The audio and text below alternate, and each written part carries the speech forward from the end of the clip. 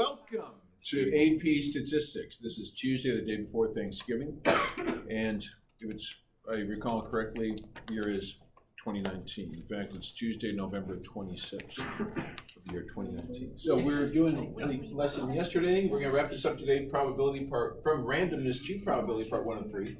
At the beginning of class, I said independent events are disjoint always, sometimes, or never. Everyone said always, and it was my aim yesterday to point out why that's never the case. Independent events are disjoint. In fact, the driving example from yesterday's class had to do with diamonds and aces. The ace of, what was it? We did the ace of diamonds. Yep, ace of diamonds. Because ace and diamonds are not disjoint, but they are independent. So I gave you an example of two events that are not disjoint, but are independent. If independent events are disjoint.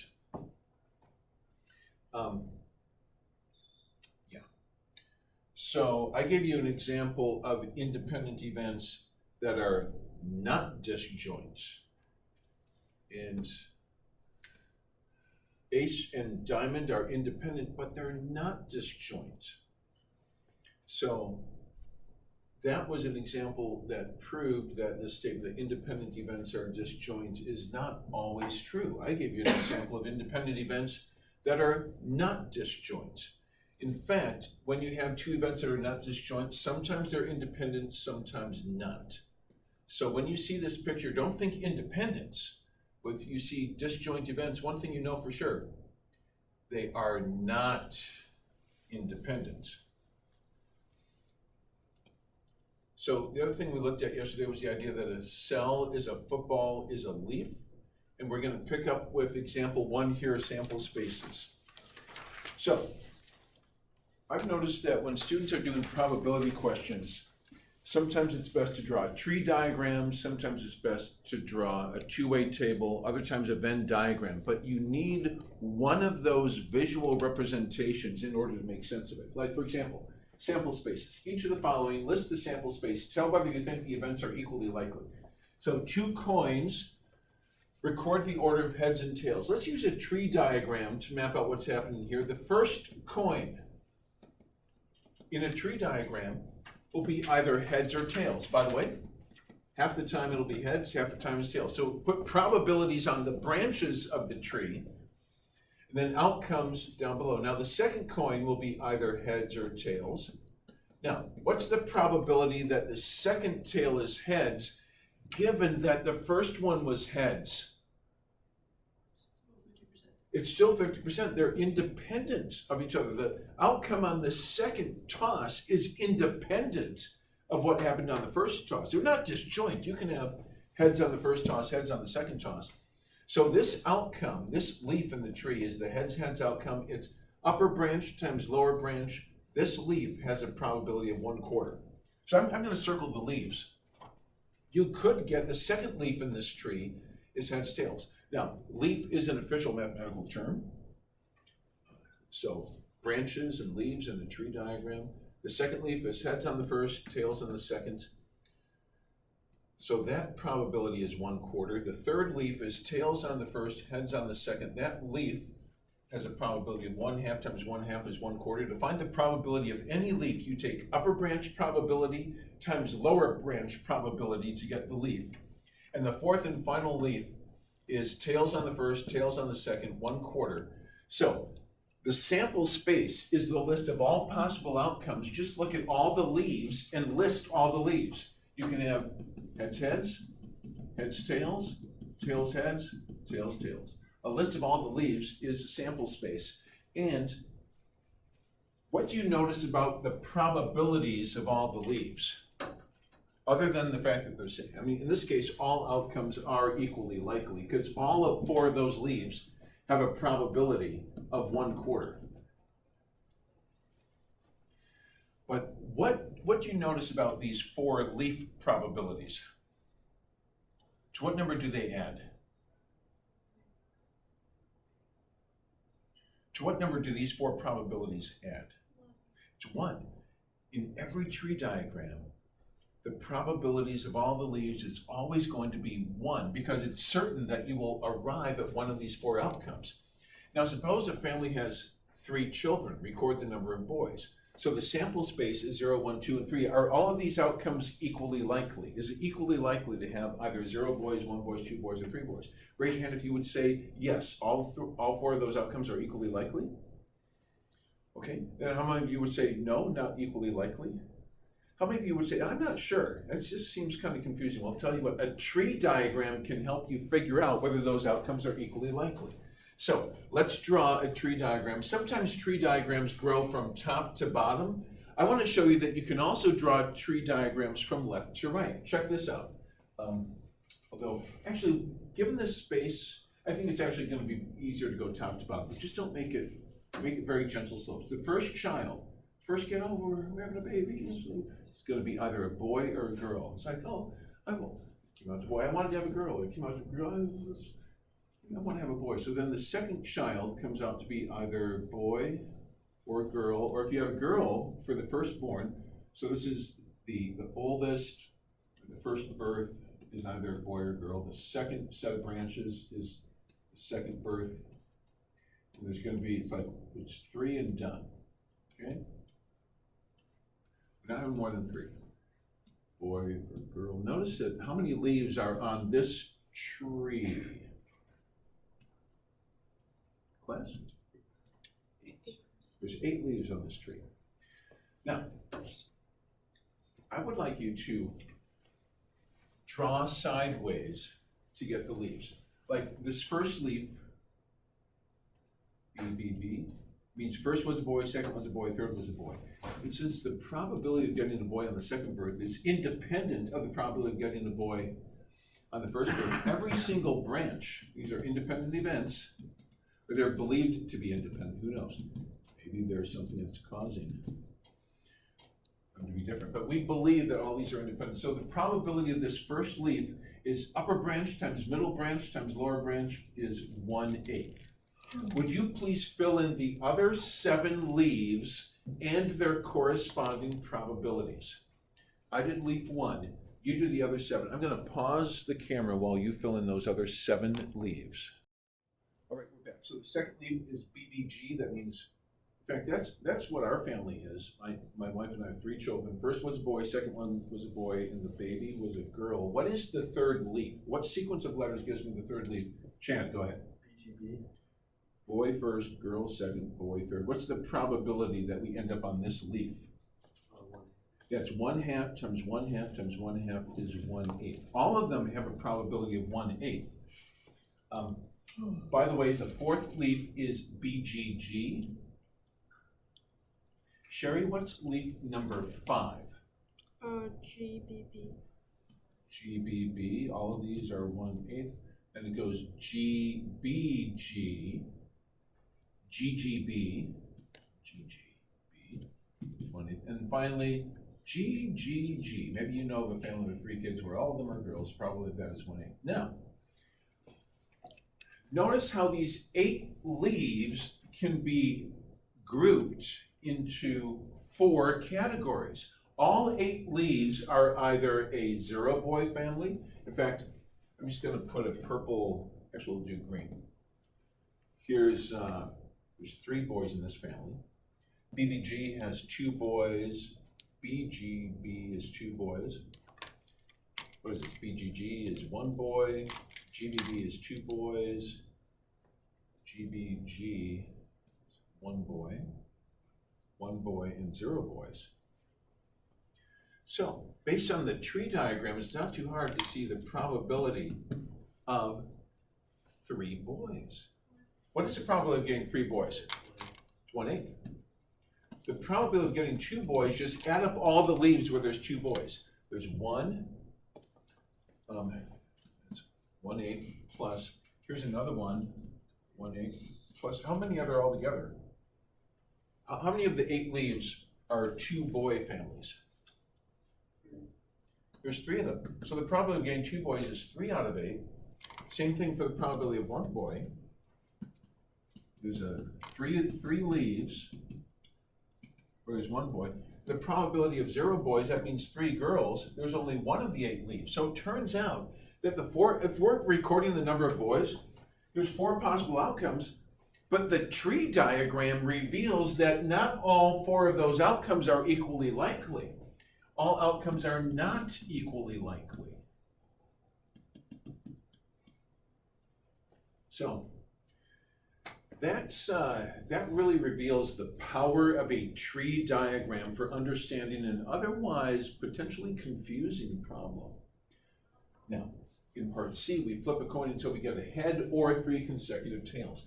Because of the way the space is laid out here, I would recommend that you draw a sideways tree. So in fact, you know what, it won't take, I do happen to know there's 4 possible outcomes. So let's just plan our space here. Okay. I think we can do it here. The first flip of the coin is either heads or tails. Now, if it's heads, we stop. We're going to call that a leaf, so we're going to circle the H, or draw H again to indicate it's a leaf. The probability of that, 0.5, is 1/2. So half the time you're just going to stop after the first toss, 1/2. But if you get a tail, the directions indicate that you keep going to get either heads or tails. If it's a head, then you stop on the tail head leaf. What's the probability that the outcome is tail head? Take branch, first branch times second branch equals what, class? Yeah, that second leaf is 1/4. Now, if it's tails followed by tails, then we should flip again to get either heads or tails. If it's heads, that gives us the tail head leaf, probability of 1/8. How should I designate the 4th and final leaf, class?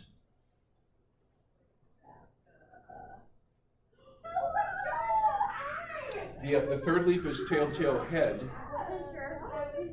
That's a designation for the 3rd leaf. What's the designation for the 4th leaf? Yeah, I heard someone say tail. And what's the probability of that outcome?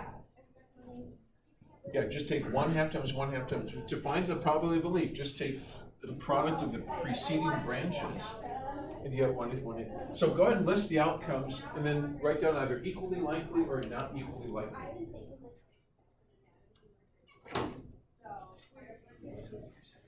For the outcomes, I hope you listed the leaves H, TH, TTH, or HHH. Notice that this leaf has a probability, they're not equally likely. For example, the probability of heads on the first try is 1/2, but the probability of getting 3 tails is 1/8. So we're just taking an example of 2 of them. Yes, go ahead. Is that TTT?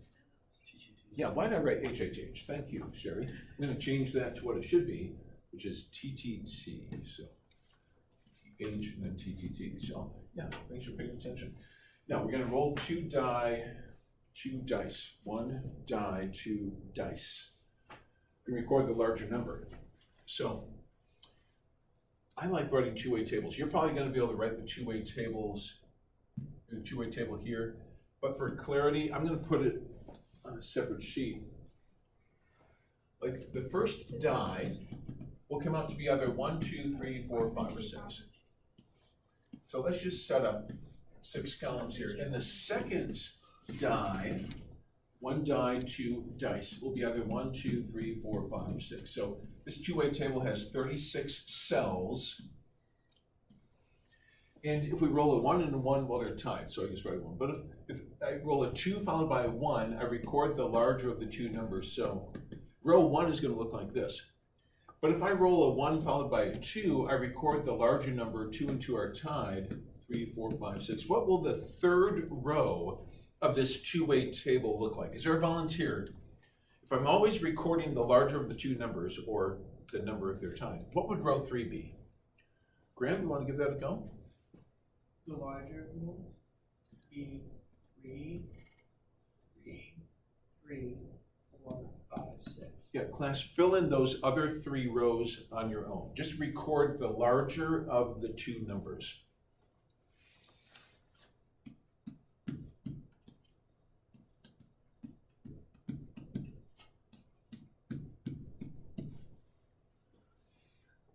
can see the L-shaped pattern like the probability of rolling 5, be 2, 4, 6, 8, 9 out of 36. This probability of rolling a 1 is 1 out of 36. What's the not rolling 1, but what's the probability that you end up writing down a 2? Raise your hand if you think you know the probability that the number written down will be a 2. So what do you think? Sure. Oh, 1 over 12. 1 out of 12, 3 out of 36 does reduce to 1 out of 12. So all the way up to the probability of writing down a 6. 2, 4, 6, 8, so it'll be 11 out of 36. Notice how the probability of getting a 6 would be super tough to do if you're just staring at it. If you just stare at it, you'll start saying, you'll cry out to your parents, you say, hey, every time I do stats homework, my eyes glaze over. No.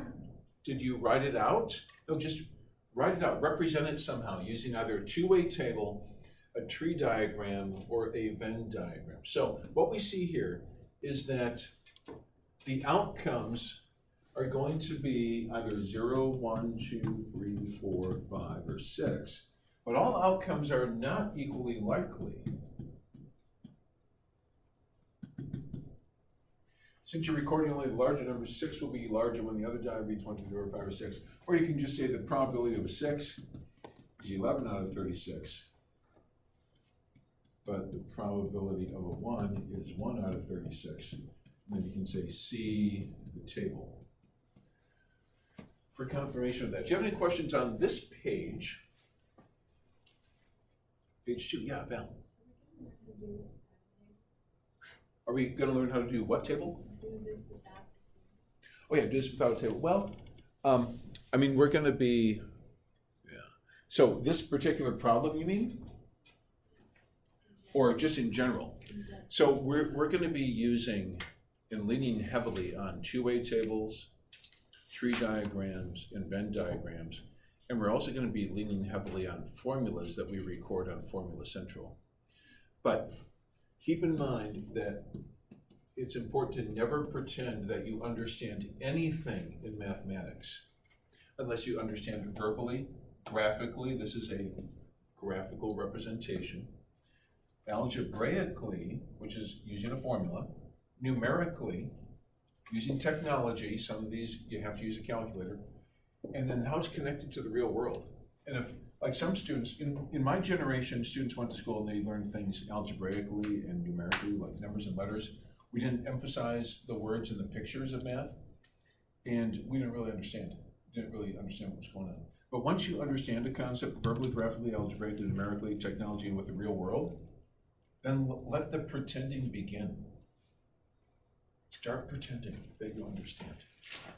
Okay. Let's take a look at the real world connections here. On the next page, you have homes. Is there a volunteer who'd be willing to read number 14 out loud? In the past, we've had students read things on camera by actually coming up and standing in front of the camera and reading things. I'm not asking you to do that. I mean, you can if you want. But is anyone willing to, even just from where you're sitting, to read problem 14 out loud? Sure. Yeah. Yes. Jan, go ahead. Sure, that'd be wonderful. Say hi to Will. Go, in fact, you can bring your script with you if you want. You can bring your script. Might be a little bit easier. Okay. Okay, so ladies and gentlemen, this is Chad reading problem 14. Chad, you're on. Hello, William. Number 14. Funding for many schools comes from taxes based on assessed values of local properties. People's homes are assessed higher if they have extra features such as garages and swimming pools. Assessment records in a certain school district indicate that 37% of the homes have garages and 3% have swimming pools. The addition rule might suggest then that 40% of residents have a garage or a pool. What's wrong with that reasoning? Thank you, Chad. Yeah, it's like, well, come on, 37% plus 3%. Everyone knows 37 plus 3 is 40. Now, there was a time not too long ago where I was thinking, well, you know, should I teach at Wheaton Academy or should I go into become an actuary? Because I've been teaching stats and calculus for a long time. And to be an actuary, you have to take 10 tests to get like to the top of the field in actuarial. exams, but just to, get started, the first test is based on, it's calculus and statistics combined. It's calculus and statistics in the real world. And so when I took that, it's kind of funny, it took me 4 months to study for it, and then I was actually able to pass it. And but I realized I don't want to go and be an actuary. I want to stay in the classroom. This is where it's at. But it was kind of fun to prepare for actuarial work because it's a great real world application of both stats and calculus. And I remember taking the actuarial exam. I got to problems like this. And if you just take a formula approach, wow, it's like, it takes 20 minutes. But if you set up a two-way table with this problem, it's amazing how quickly you can get down to the essence of what's going on. What I'd like you to do is draw a little two-way table where above we say pool question mark. Now, every house is either yes pool or no pool. Y-N, yes or no. And then along the side, garage question mark. The actuarial exam, test 1, is a 3-hour exam, and it's 30 questions. Everyone is multiple choice. 30 questions in 180 minutes. It's 6 minutes per question. And I found that I was able to answer all 30 of them. Some of them, the key was just writing it out graphically. I was able to just get right down about it. And you need, by the way, you need 21 out of 30 to pass. 21 correct out of 30. They don't tell you how many you got correct. They just tell you either pass or fail. I think I was about 24, 25. I went through, I did all the ones that I knew how to do. What? I'm sorry? You probably had 31 correct. That's smart. I don't know for sure. I felt like I had 24, 25. Now, when I was practicing the first time, at the beginning of my 4-month preparation process, the first practice test I took, I had 8 out of 30 correct. I said, wow, these are really tough. And so over the 4-month period, I was finally able to get to the point where I had 21 out of 30 on the practice tests. And yet I think they were setting the bar high, because when I went in there, I said, wow, these were not quite as hard. I felt like I felt really confident about 24 or 25 of them. It's hard to say, but I cannot tell you how valuable the graphical representations were when answering these real world questions. Like here, when they say that 37% of the houses have garages, garages are either yes or no. Garage yes goes over here in the margin. 37% have garages, which means, by the way, that 63% are garages no. When they say that 3% have swimming pools, that means that this column adds up to 3%. Now, that means 97% are no pools. Now, by the way, is it logically possible for a house to have both a pool and a garage? Yeah, it's logically possible. Now, they didn't tell us. Once they tell you, oh, by the way, 1% of the houses have both a pool and a garage, or 2% have no pool but a garage. They're basically giving you enough information to fill in all 4 cells. What if they had said, they didn't, but what if they had said 1% have both a pool and a garage? What do you instantly know is the number that goes in this cell? It's got to be a 2% because you know they add up to 3%. And then with that 1%, you also know that this is 36% because you know 1 plus 36 is 37. And then you could, for this one, you could either do 2 from 63 or 36 from 97. It doesn't matter. Either way, this is going to be 61% because guess what all 4 cells have to add up to? They have to add up to 100%. Just like all 4 leaves add up to 1, a cell is a football, is a leaf. So the cells add up to 1, the leaves have to add up to 1, and you want to know what else adds up to 1? If you did a Venn diagram, there's actually 4 regions in a Venn diagram that correspond to the 4 cells that correspond to 4 leaves. Check this out. If this is pool and this is garage, in our hypothetical example 1, I'm going to write percents up here because this is kind of a tiny diagram. I don't want to have to cram the percent symbol into each of these. But if they say that 3% have pools, that means that 1 plus 2, that has to add up to 3%. If 37% have garages, if there's a 1 here in the football, then there had to be a 36 here. And if 61% have no pool and no garage, then the 61 goes here. So here, what I'm doing is trying to develop your graphical understanding of the connection between tree diagrams, Venn diagrams, and two-way table diagrams. Look at the 4 regions of the Venn diagram line up with the 4 cells in the two-way table. Is that a new connection for you, or have you seen that before? New or old? New. And you know what? We can also put that into two-way table. Now we've got pool, say pool, yes or no. Garage, yes or no. But pool, yes, garage, yes, that would be the 1% leaf. Pool, yes, garage, no is 2%. Pool, no, garage, yes is 36%. And no on both is 61%. So, usually the fastest way, it's part of why this is an art. You have to say, well, should I try to organize this information in a Venn diagram, a two-way table, or a tree diagram? I teach you all 3 so that you'll be ready to go with at least one of those 3. Some wordings of some problems are better suited to one than the other. But notice what's happening to the person who says, come on, 3 plus 37 is 40. It's just 40%. What is that person falsely assuming when they say, well, 3% have pools, 37% have garages, so 40% have either a pool or a garage? No.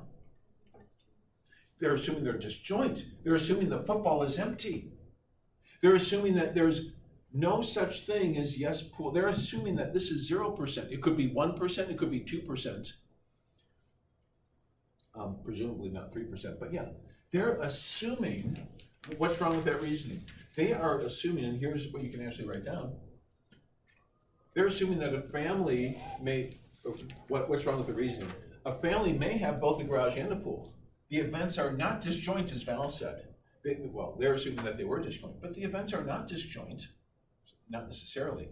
So the addition rule does not apply. Now that phrase, addition rule, is a phrase that we're going to put onto Formula Central. So now's the time to take out your purple sheet. We're going to add the addition rule to Formula Central, because you need a formula for the addition rule.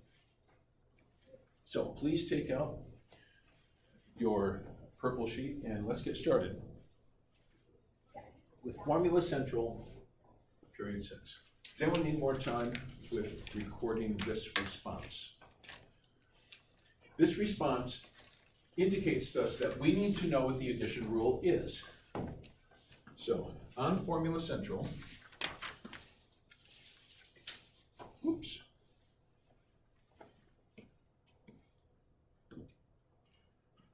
Formula Central, period 6. All right, here we go. This is the purple sheet. And bring it with you every day in Unit 6. Formula Central, period 6. Now, on Formula Central, you're going to find out how to find the probability of event A and B, which, by the way, is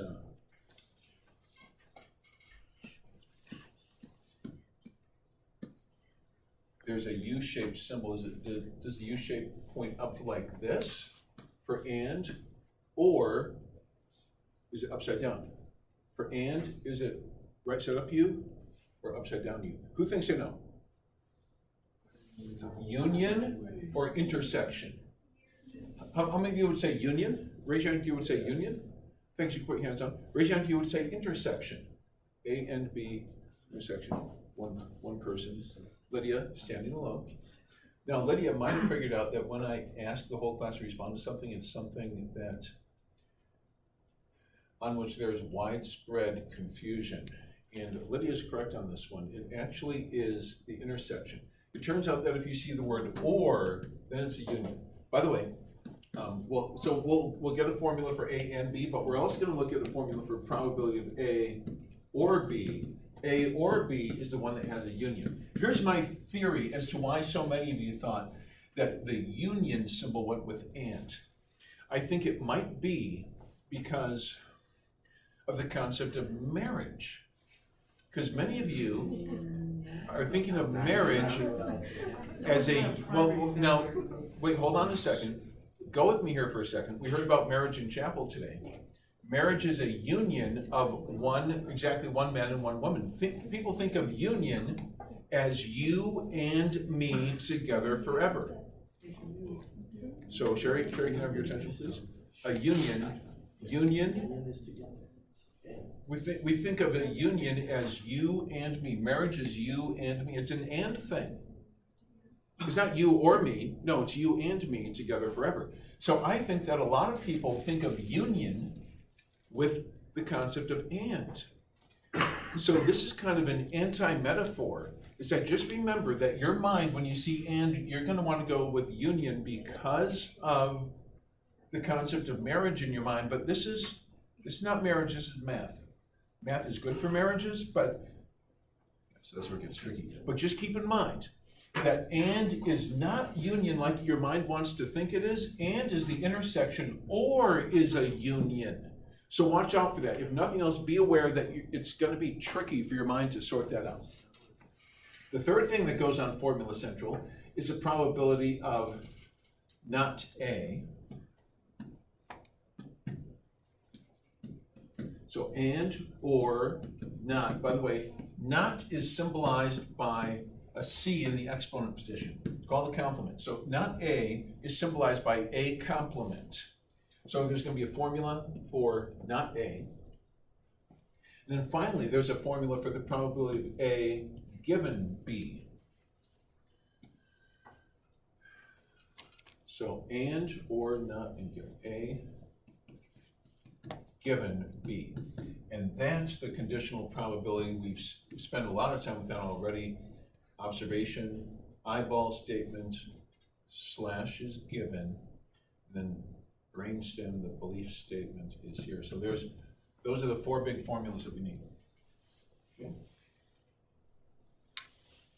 All right, now, just to emphasize the significance of this, I'm going to change and or to all caps. You may want to do the same. A and B, or B, not A, and A given B. So we'll get the formulas for those. And the first one will be, actually the first two formulas are under a subheading called addition rules. Not like, yeah, addition rules, like Packers rule. No, Packers don't rule. Addition rules, as in procedures. So, formula number one is one of the addition rules. And by the way, in the addition rules, we have to start out with a condition. And the condition is if A and B are events. If A and B are disjoint,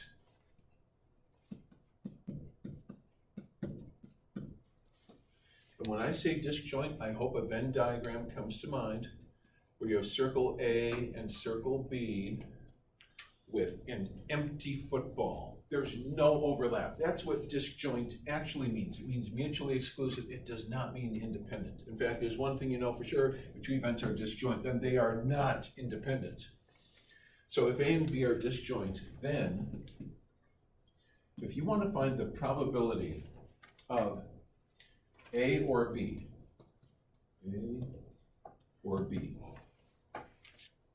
you simply take the probability of A plus the probability of B. You see, if there's no such thing as a house with both a pool and a garage, if pool houses are mutually exclusive from garage houses. Now, if you want to find the probability that a house has a pool or a garage, use the addition rule. Take the probability that the house has a pool plus the probability that the house has a garage.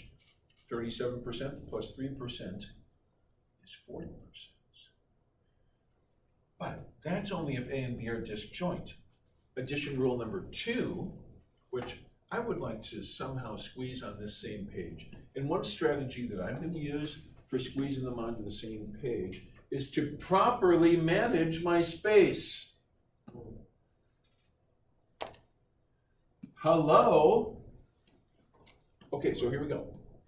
Addition rule number 2 is if A and B are not disjoint, number 2, if A and B are not disjoint, then there's a different rule. By the way, for not disjoint, what should come to your mind is a non-empty football. To find then the probability of A or B is the probability of A plus the probability of B, but then we have to make an adjustment because A and B double counts the football. So what adjustment can I make to this formula so that the stuff in the football, the intersection, is counted only once? I'm sorry? Divided by 2. Instead of dividing by 2, I'm going to subtract the probability of A intersect B, because the intersection is, oh, you know what? There is one thing that I put it verbally, but I didn't put it symbolically, because we spent all this time talking about that. So I should, let me just squeeze this down a little bit. We should put probability of A or is union B. And likewise, this one also needs a union. So that's the probability of A union B. So the formula for A union B is probability of A plus probability of B minus probability of A intersect B. So if the football is empty, then truth is you can use this formula every time, because if the football is empty, then you're just subtracting off 0. So no homework over break. We're going to pick up here where we left off. See you Monday. Happy Thanksgiving.